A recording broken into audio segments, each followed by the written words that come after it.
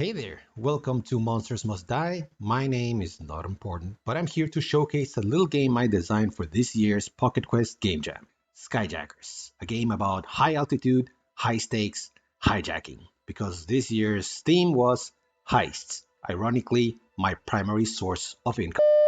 Now, this is not a full tutorial or a playthrough. This is a simple primer of the main features so you can get an idea of how the game plays and you can decide for yourself if you want to grab a copy exclusively on DrivethruRPG. This game was designed as a GM-less, one-shot, 1 hour long, semi-competitive tabletop role-playing game for 2 to 3 players, in which you and your friends will play the roles of Skyjackers. Come with me on a journey through time. It is the future. The year is 2024. AI and robots have taken over the entire industry, running us all out of our jobs and leaving us only with a massive ton of debt. But don't worry, this is just fiction, and any coincidence with the actual world is just coincidence. At least in this fiction, you'll be able to take action, become a skyjacker, gather your crew, and take on the most daring space heist in history. Intercept one of those automated transport ships as it descends through the atmosphere, cut through the hull, defeat security, and extract the loot before the time is up and everything burns up in the re-entry process. Time will be limited, but if you play your cards just right and with a little bit of luck, you might be able to get out of this one and buy your way out of your dire situation. So what do you need to play this game? A few things. Most importantly, a deck of standard playing cards. All 54 cards, including jokers. You'll need all of them. Additionally, you'll need a few 6-sided dice to resolve outcomes, and some kind of marker for each of the characters, as you will want to track their position on the ship as you go about doing the deed. And finally, a copy of the PDF, as you will have to reference this document to check the tables and identify each of the cards as you reveal them. The number cards will serve a very important purpose because each of these represents a component of the ship. For example, the hearts will represent the hull or the outer shell of the ship that you have to cut through with your laser cutters to get to your prize. The clubs will represent now exposed ship systems that are in danger of blowing up or just catching fire, such as fuel valves or coolant pipes. The diamonds are the reason why you're here. These are the loot containers, valuables that you want to extract and thus, get away with the loot. And finally, the spades are threats and other security systems that are hiding between the containers, ready to pop out and make your day a bad one. On the other hand, face cards will be used to represent character attributes, and each of the attributes will be linked to 2 actions that the player can choose to perform during their turn. Spades and the face cards represent the character's muscles. It's how strong they are. It's their physical capabilities, and they will use this card, the muscle card, to perform physical actions such as moving and cutting the hull. Clubs represent the character's brain power. It's their capability to resolve problems on the fly. In other words, their problem-solving skill. It is through the actions associated with the clubs that they can analyze the structure of the hull, visualize what lies beneath the structure, the armor plating, and in any case, deduct what kind of security systems lie underneath, lying in wait. Hearts represent the character's heart. This is how much heart they have. It's their fighting spirit. This is how they resist trouble. This is how they can boost their friends and make them better at what they are trying to do. And finally, diamonds. For the characters, this means the level of supply. This is how much tools they have, medkits, suit patches, tools at their disposal. This is how they repair their cards and how they can extract the loot. They extract the loot via specialized equipment associated with diamonds. In this case, their supply. So what we're going to do now is I'm going to set up the board. That way you can see how everything looks once everything's in place. And then we're going to run through a simulated round for you to check out the game flow and what kind of actions the players get to play during their turns. Now, this game can be played solo, but I highly recommend you try to grab a few friends and play this because the mechanics are semi-competitive and you will learn why in a few minutes. So once you're done setting up the table, it should look like this. This is essentially the layout of the spaceship you're trying to hijack, with the Joker here representing the fore of the ship and the control module, much like in the diagram over here, and the aft of the ship with this Joker representing the power module or thrusters. During the game, you can actually go to the control module or the power module to interface with them and gain certain advantages. But the core of the game will actually transpire here, which is the cargo section of the ship. Each of these stacks represents one of the cargo pods, and each stack will have a bunch of cards that represent the different layers that you have to work your way through. For example, the first layer will be the hull. You will have to cut through this. These, the clubs, will be the systems that will begin leaking, exploding, burning up, that you have to patch up before everything becomes worse for you. And this, the diamonds, is the reason why you're here. This is the loot. You will want to get to the loot and sling it out of the ship so your boarding skiff can pick it up in midair and, extract the valuables. Meanwhile, the spades will represent the threats, and if anything goes wrong above this card, these security measures will trigger and pop up top and make your life a little bit more complicated. The other thing that you have to keep in mind is that the entire session plays out over a total of 8 rounds, and these 8 rounds are represented by this other stack that we're going to just leave over here that represents the countdown timer. Every time a round ends, you draw a card from this stack and you resolve the event associated with that draw. Once there are no more cards in this stack, the time has run out, the ship has burned up in the atmosphere, and if any players are still on top of the ship, they go down with it. So don't be that guy. And once more, let's check out the characters. In this case, I've drawn these cards to represent my character. Spades representing muscle, clubs representing brains, heart representing heart, and diamonds representing the supply level of this character. Don't worry about this card, we'll talk about that later. Now, the very important thing with the attribute cards is the actual letter associated with them. The letter, in this case the king, the queen, and the jacks, each represent the level of the attribute. For example, jacks are level 1, queens are level 2, and kings are level 3. So every time you have to deal with a situation that pops up in the cards on the ship, you want to roll a number of die equivalent to the level of the attribute. In this case, if you're rolling muscle, you will be rolling 3 die for something associated with the muscles. If you're rolling with your queen or Q, you will be rolling 2 die. That's level 2. And for jacks, again, level 1. This is why while you're playing, your hand is the character sheet. You don't have any external thing you have to fill out or anything. You keep your cards, your attribute cards, in your hand, and you know exactly what kind of roll you're going to make and what kind of actions are available to you. And every time you want to play an action, you simply put down the card face up and roll the required dice depending on the action. If a card is face down, it means that the card is damaged. We're gonna see that in action again in just a few seconds. All right, so for the simulator round, we're gonna have this following situation. The round already started. This guy already had his turn, took 2 actions, and we have our main guy here standing on what is essentially military grade plating. You can find that out by referencing the table in the manual. The 9 of hearts is military plating. And the 3 of spades over here is a bunch of spider bots, security spider bots. They've already been triggered and they are actively chasing down our main guy. So we're in a bit of a rush. We could, in this moment, play as our first action, because we get 2 actions. We can play the brains card and then roll the die and then basically peek into the stack and see what kind of security measures are in there, and maybe even check if the value of the container hiding down there is worth the effort. But because we're in a rush, we're gonna use our muscle card and call the cut action. In this case, because we have a king in the muscle card, we roll 3 die. Now once you roll, you isolate the highest roll result and this determines the level of success you get. In this case, a 3 is an ugly result, essentially a partial success. And by referencing the tables, we'll be able to check out what kind of outcomes we have to deal with now.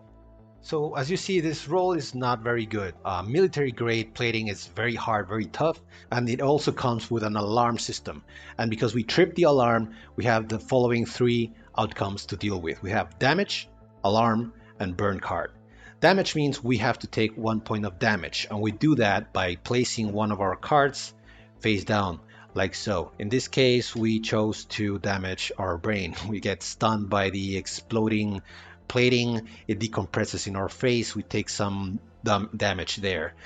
The other problem is that we tripped the alarm, and that means that we would have to go down to the bottom of the stack and pull up the security measure that is hiding down there and activate it.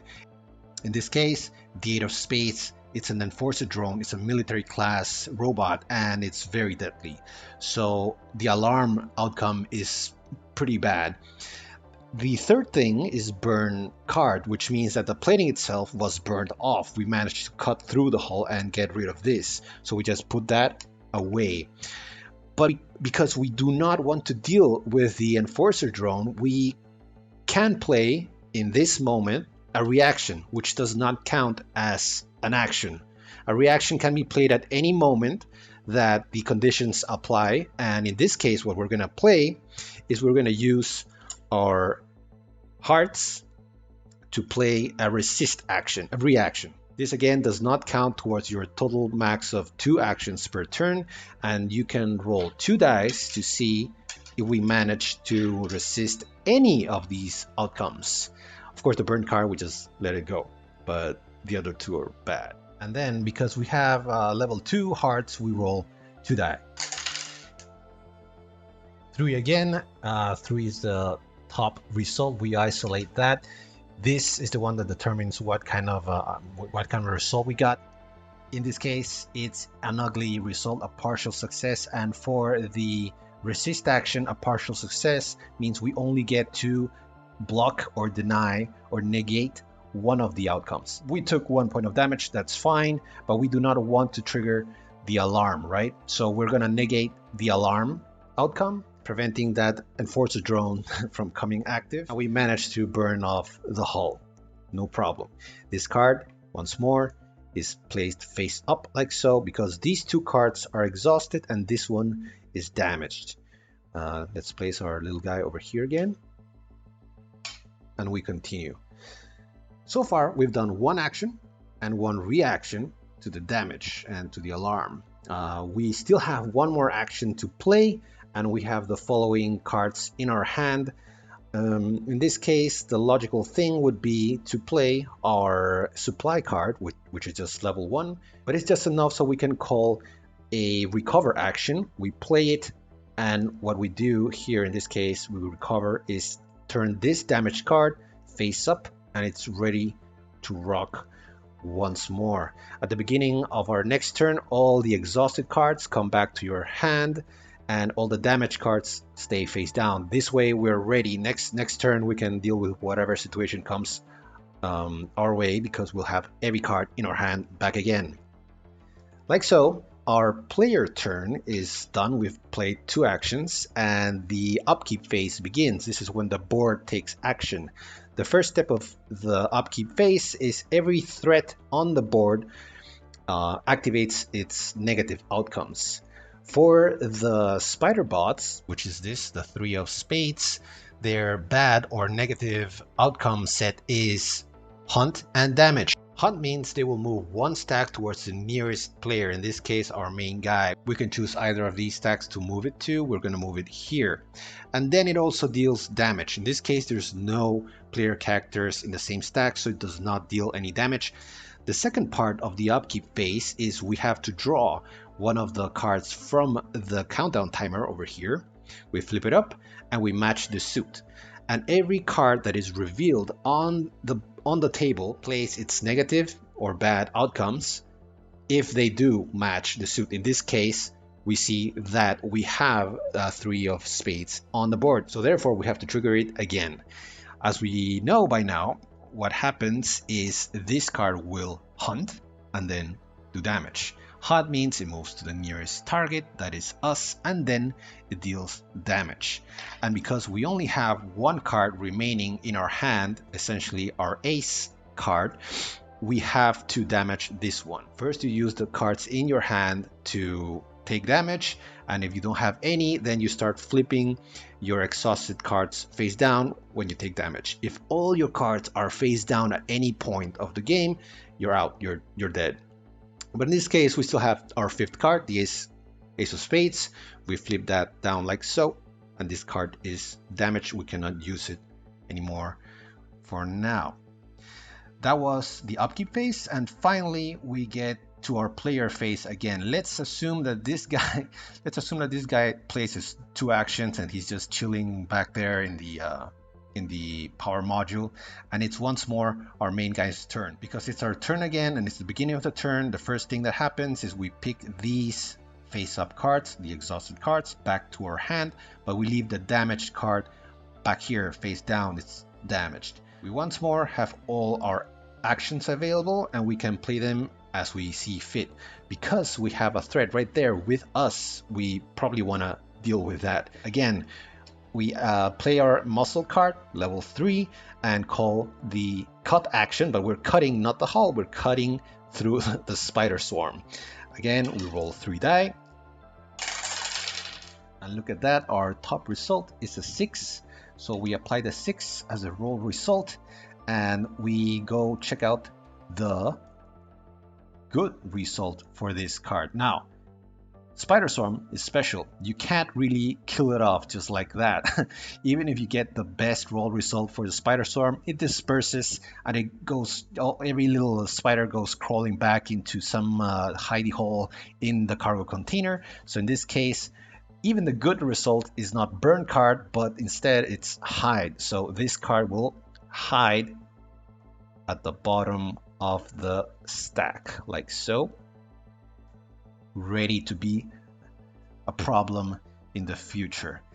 Okay, so I think we're done with that for now. That was a quick look at how the mechanics play out through a round and a half. Players take turns. Each player takes 2 actions per turn, and they can play any number of reactions in the turn if the conditions allow it. And once all the players have gone in their turn, you end the round and go to the upkeep phase, draw another card from the countout timer, match the suit, resolve everything on the board based on any other revealed cards, face-up cards. And once there are no more cards in the countdown timer, if your players have not extracted successfully, then they burn and die along with the carcass of the ship you were trying to hijack. So yeah, you have a time limit. It's a very quick game to play. It's a very quick game to set up, actually. And the last thing I would like to add to this little showcase is the issue of the ace cards. At the beginning of the game, just as you are dealing out the face cards for the players to create their characters, every player will get a single random ace as part of their hand. This ace card represents something the character knows about the ship that is probably not willing to share with the rest of the crew. Perhaps a critical flaw, or a ticking time bomb, or some other kind of hazard that they know about, but they are not willing to share because they want to use that to their advantage. So how do you use this? At any point during your turn, you are allowed to put this card, the ace card, into any of the stacks, whether it is covertly or overtly, that's up to you. But whenever a player, let's say this guy is over here, and let's say the next card is the ace card, if this player's turn comes and he has to reveal this card, and it is indeed an ace card, then they will have to resolve a pretty big explosion that will very likely put them out of the game. There is a chance for them to resist using the resist action, and if they have enough cards in their hand, they might take the damage and survive, but end up very badly bruised. So this is a card that you want to play very strategically, because you can use one of the actions we mentioned before, the brains card, to peek down into your stack. You draw a few cards, you look at them, and then you sneakily put this ace card in there and return it, like so. Of course, you don't want to be the one stepping on your own little time bomb, so you have to convince someone else that there is very valuable loot down there and only they can go get it. The strategy will be up to you. I've seen people sneak their cards by asking a friend to get a drink for them from the kitchen, and I've seen other players immediately in their turn just declare, hey, you know what? This is coming here. And the other player doesn't have much choice but to reveal that card when their turn comes. Of course, that's gonna end a few relationships, but that is the whole point of the game. Why is this important? Because when the game ends, pool all the extracted diamond cards together, and this becomes your loot pool. This is how much loot you managed to extract along with your friends, with your crew. And then you add up all the attribute cards you have and add the levels. In this case, we have 4, 6, 7, 8, 9, 9. This is our depth. The depth is equivalent to the sum of your attribute cards. Now, in this case, we have 2 players, right? And we extracted a total of 12 loot value. 12 divided by 2 is 6. Each of the players will get 6 diamonds in value, but our debt is 9. Therefore, we did not pay off our debt. And in this game, if you fail to pay your debt, you have to play again. And that is why during the game, you will try to get rid of 1 or 2 of your crew members. Perhaps just at the end, once you've secured enough loot, you want to get rid of 1 or 2 so that you can get a bigger piece of the cake at the end. It's kind of just, like real life. But yeah, I hope you got a good idea of how this game plays out. If you're willing to try, again, the link is down in the description. If you have any comments, any feedback, any ideas, just throw them my way. I'll be very happy to read through them. I was very happy to take part in Pocket Quest 2024. It was a great learning opportunity, and the purpose of this video is also to start a dialogue, because to me the most important thing is to learn from this experience, and then the only way to learn is to exchange ideas with the rest of you. So thank you again. Thank you for watching this video. Take care. Monsters Must Die, signing out.